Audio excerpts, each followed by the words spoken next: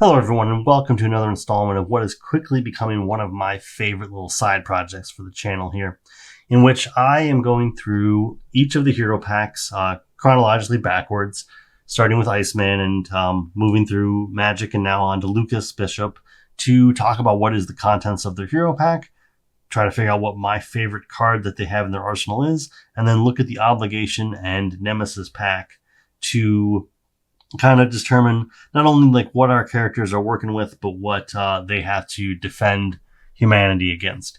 We've reached Lucas Bishop, who is a 4 recovery mutant temporal alter ego with 6 hand size and 12 hit points. He has the ability Temporally Displaced, which is a responsibility. After you change to this form, add a temporal card from your discard pile to your hand. Kind of has pluses and minuses, but it does tie into his hero card, who is Bishop. He is a 2 thwart, 2 attack, 1 defense temporal X-Men with the ability Energy Absorption. Response: after Bishop takes any amount of damage from an attack, discard an equal number of cards from the top of your deck. Add each resource card discarded this way to your hand. He has a 5 hand size and once again carries over the 12 hit points. Energy Absorption is an ability that I kind of underrated.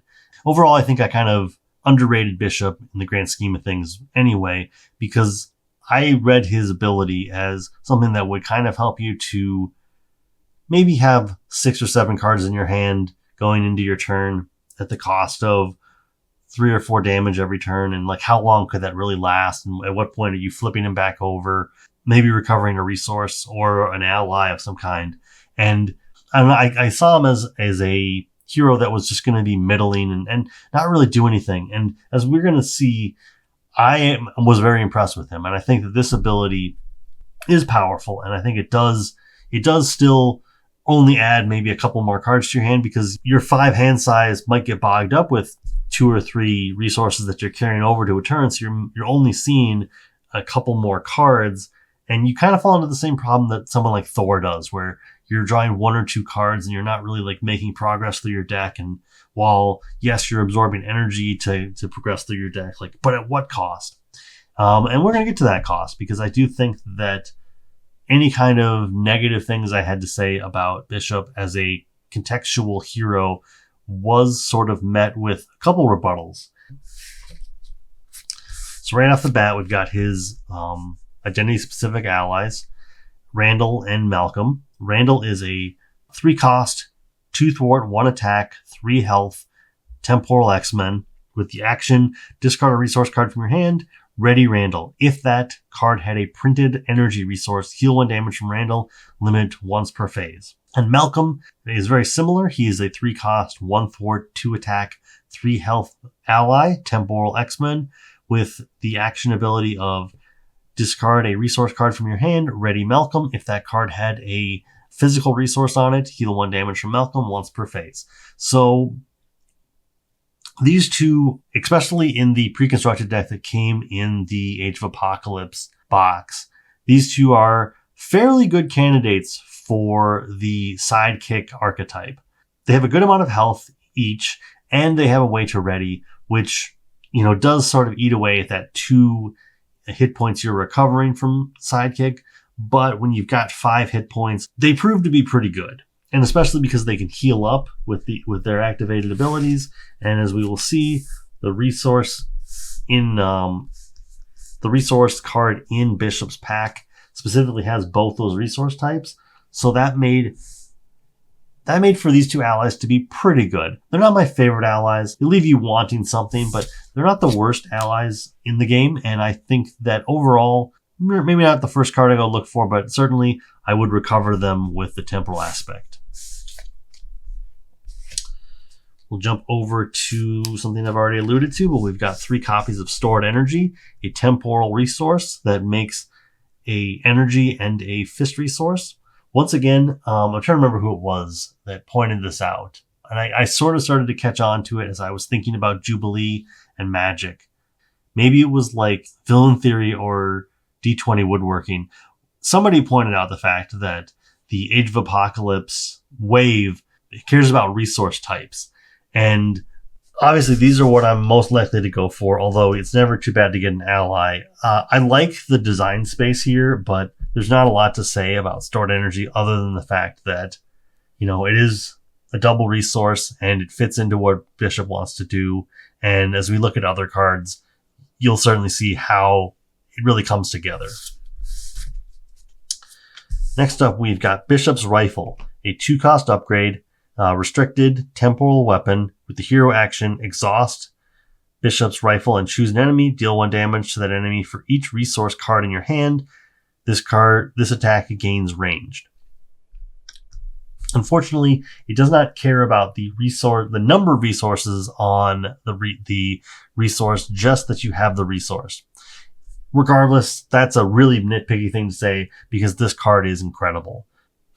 I am a big fan of Domino's pistols, as I've already spelled out before, and this is a single one, but I do think that it has the capability to be dealing 3 or 4 damage every turn, and that is stellar. I think that's awesome, and it isn't as reliable as some of the other weapons that we see, but it has a huge ceiling, and its floor is, you have to be realistic. Sometimes your floor is that you might be dealing 0 or 1 damage, but when you can be dealing 4 or 5 damage, you just feel like a king.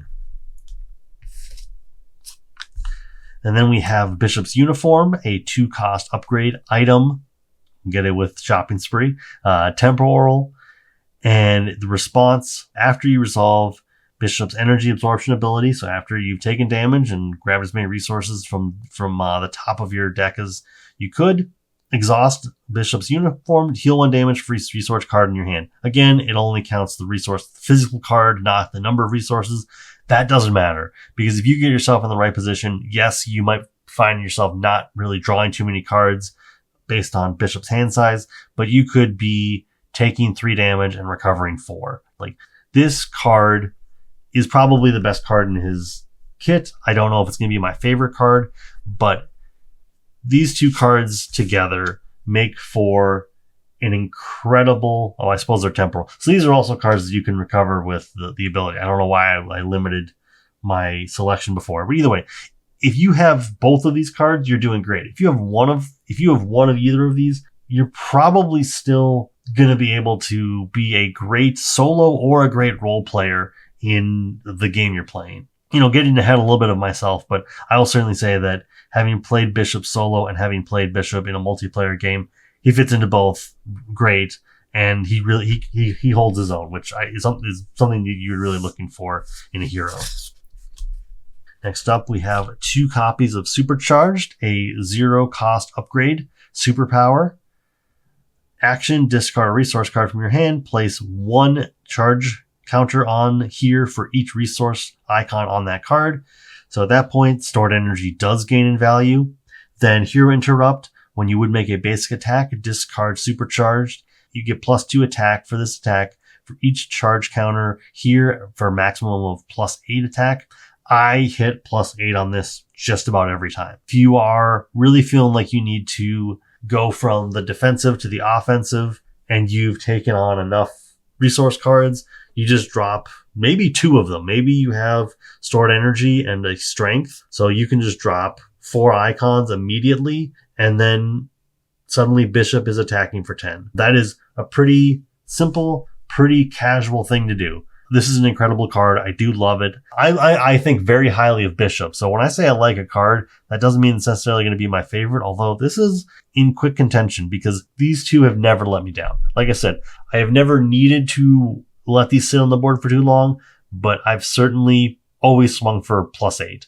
It's like you just drop it and then you drop like I said, 2 resource cards and suddenly you're swinging for 10, and it's not even stressful. It just happens.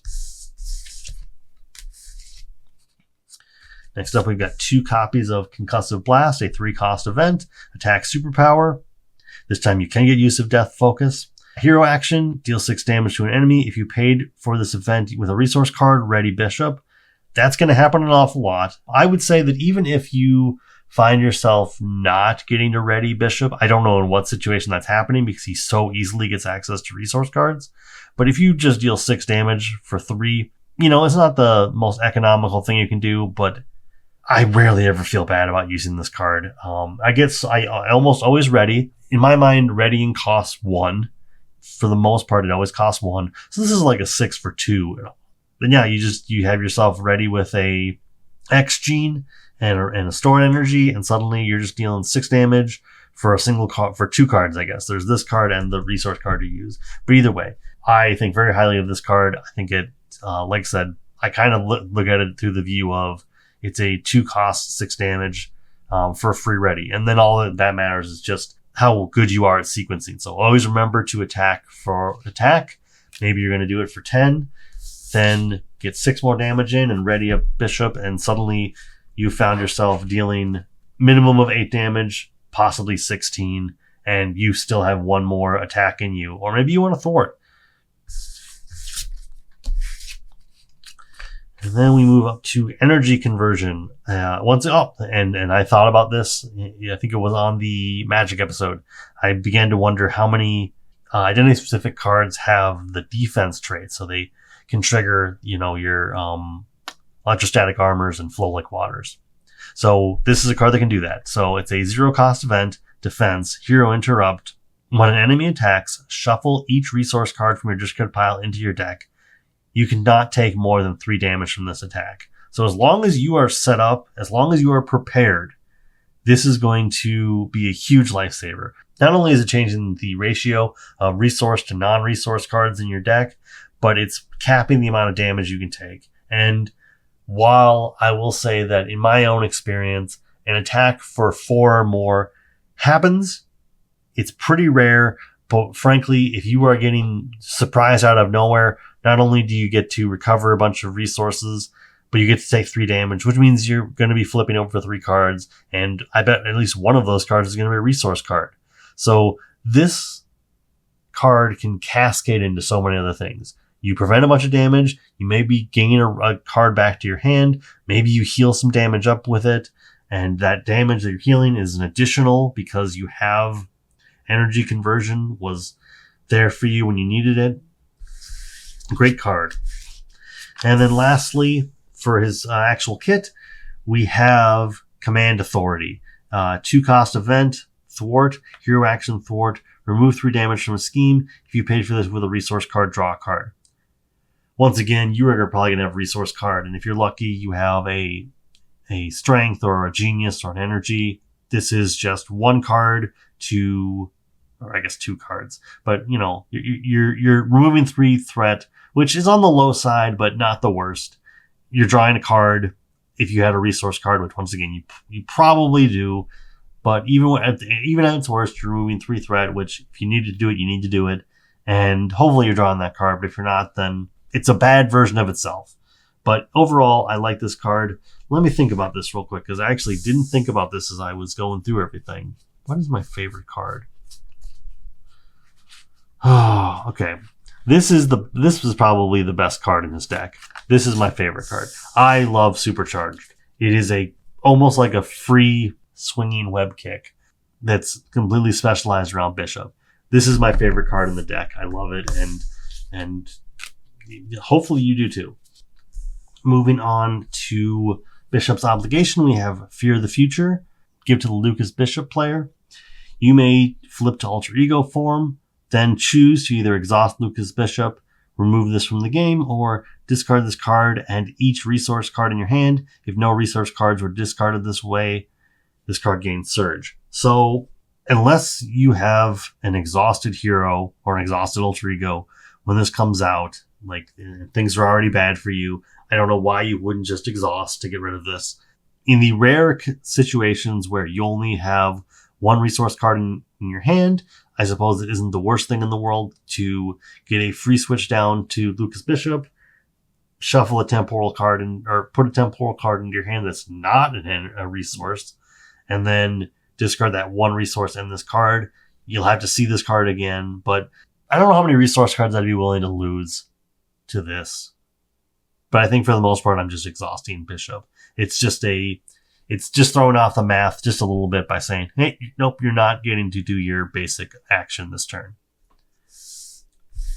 And then we have his Nemesis pack. So we've got Trevor Fitzroy, who is in a surprisingly few amount of actual comic books, from my understanding. 2 scheme, 3 attack, 5 health, elite temporal minion with quick strike. Forced response. After Trevor Fitzroy attacks and defeats an ally, if Portal Through Time is in play, place 2 threat on it. Otherwise, find and reveal it. So it's going to go out of its way to make sure that if you're not adding threat to this, that it's in play. So, okay, let's just jump back here real quick. Trevor Fitzroy, appropriate Nemesis. The quick strike definitely means that this is going to be seeing some action. Either he's going to quick strike you immediately when you hit Shadows of the Past, or when he comes back around, he's going to pull Portal Through Time into the game. And yeah, we will have a 4 threat side scheme with the Force Interrupt. When a temporal card is revealed, it gains Surge. Not only will Trevor gain Surge, but the remaining cards in the Nemesis pack will also be gaining Surge, including 2 copies of Temporal Trickery, which is a Treachery Temporal. When revealed, discard a card in your hand with the most printed resource icons. Place 1 threat on each scheme for each resource icon on that card. So, short of someone like Black Panther or Hulk drawing this card and happening to have a 3 resource card in their hand, this is going to be adding 2 threats to every scheme in play. Probably, minimum 1. But overall, this is rough only because it's adding it to every scheme. But at the same time, I think this is pretty manageable, and I think it's pretty much on theme. And the last card in the Nemesis kit is Bantam, a 2 scheme, 2 attack temporal minion with 3 health. When revealed, if Portal Through Time is in play, place 2 threat on it. Otherwise, find and reveal it. So you are going to be seeing Portal Through Time a lot. I don't know anything about Bantam. He must just be a X-Men the Animated Series all-star of some kind. Overall, this makes sense. Trevor Fitzroy is a character that absolutely is connected to Bishop and doesn't necessarily prey particularly on him. I would say these 2 cards are the ones that really make Bishop hurt the most. I mean, obviously getting punched in the face for 3 is going to be painful, but he's also going to be able to gain some energy and hopefully expend it before he hits the Temporal Trickeries. So, we've got our boy Bishop. Overall, I think he is, like I said, a great solo hero. He's a great support hero, and he is really good at kind of staying in the game. I would say the only heroes that kind of really seem to be able to kind of stick around more than him are, obviously heroes with more than 14 health. So your Thors and Hulks and She-Hulks are obviously going to be able to stay on their hero side quite a bit, but he has recovery that I think is only rivaled by Wolverine's completely passive healing, where he just keeps gaining healing back. Bishop needs to work for it, but once he's got it online, he almost doesn't need to go to Alter Ego in my own experience. He is very good at just staying the line and staying in play and making the best of it. I like him. He is maybe in my top 10. I mean, at this point, there's over 50 heroes, so that is the top 20%. But I don't know. I really like him, and I hope you like him. And if you do, let me know, and we'll be moving forward with all of this. And I think the next one we have to talk about is Deadpool, so that's going to be fun. That's probably going to be a divisive episode in terms of how people feel about it. But overall, like I said, a rising tide raises all ships. So if you like hearing about Nemesis cards and you like talking about the baddies and the scenarios, go listen to Critical Encounters. If you like card analysis, there's almost no one better than The Winning Hand. And I guess another shout out I want to give just right here at the end is I have really been appreciating what... Okay, let me make sure I got the channel name correct here. Okay, so I would also say that I really have been enjoying the channel Solo Marvel Champion. doing a great job over there. Go look at his videos too. But until next time, when we talk about Deadpool, I will see you then, and I hope you have a great day. Bye.